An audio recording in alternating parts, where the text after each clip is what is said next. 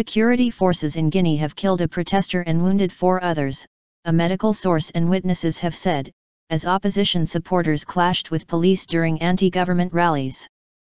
The victim was beaten with batons by security forces, said a hospital source in Labe, the country's second-largest city and an opposition stronghold.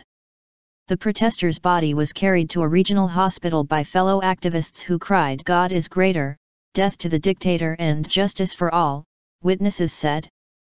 Security forces also fired tear gas on Thursday to disperse demonstrators protesting against a delay in holding local elections in the West African country, residents said.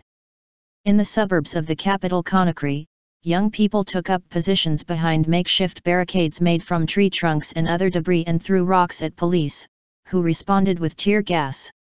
Live rounds. 2 residents in Conakry's suburb of Bambato said they heard a spurt of gunfire at noon, without specifying the origin. "Since this morning, we are trying to stop protesters from gathering. Whenever we see a group we try to disperse them rapidly," said a police officer, requesting anonymity.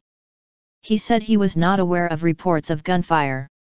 Protests earlier this month turned violent and the opposition accuses security forces of firing live rounds at protesters, wounding several people. The government denies this.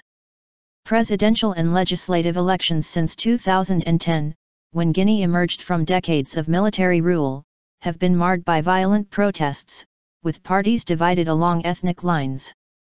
The opposition accuses the government of breaking a promise it made in 2013 to hold long-delayed local elections before a presidential vote due in October this year.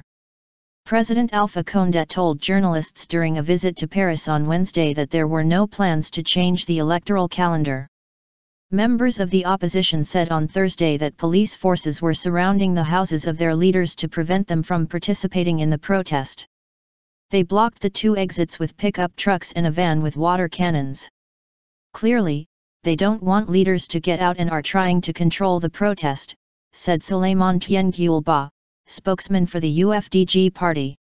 Sidya Touré, a former prime minister and now a member of the opposition, said security forces were also outside his home.